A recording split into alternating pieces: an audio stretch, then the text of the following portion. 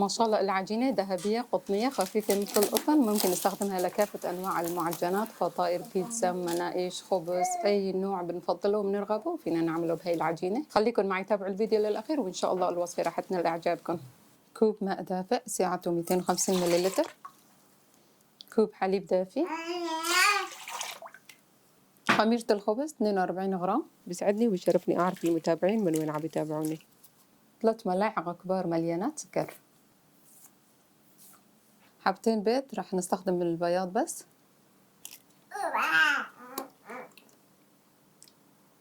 بيضة الثانية، والصفار راح ندهن فيه وجه الفطائر، ملعقة كبيرة خل أبيض.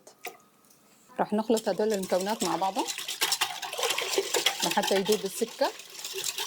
راح نحتاج 6 أكواب ل6 أكواب ونص تقريبا حسب نوعية الطحين واستيعابه للسوائل.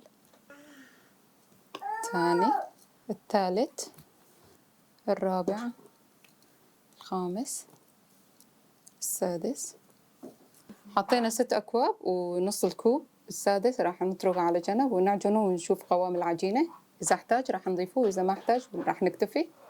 نص ملعقة صغيرة بيكنج باودر يعمل معنا كمحسن للعجين، ملعقة صغيرة ملح.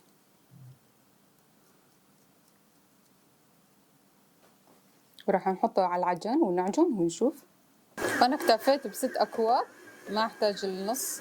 هلا راح نضيف الزبدة والزيت، نص كوب زيت النباتي، ملعقة كبيرة زبدة حيوانية. نعجن كتير مليح لمدة 8 دقائق تقريبا لحتى نحصل على عجينة ناعمة. وعجننا العجينة كتير منيح، شايفين القوام، هذا هو شكل العجين بعد العجن، شايفين القوام ما شاء الله.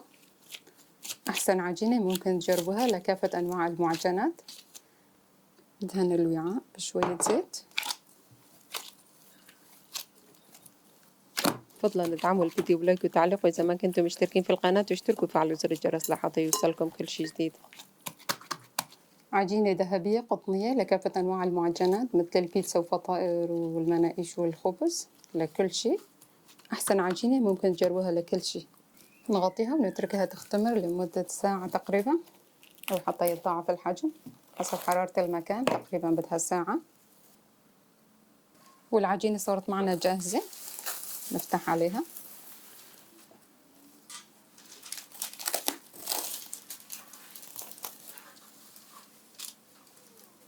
شايفين ما شاء الله عجينة بتجنن.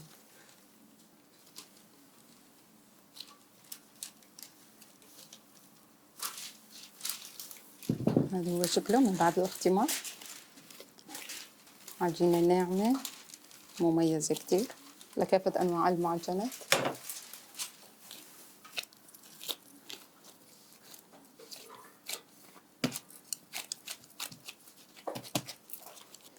رح نقسم العجينة.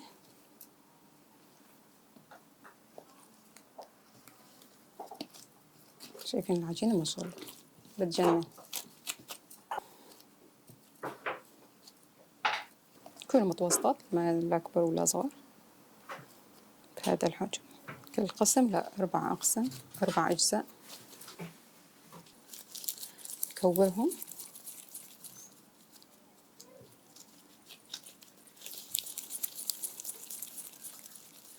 بحجم البيضة تقريبا.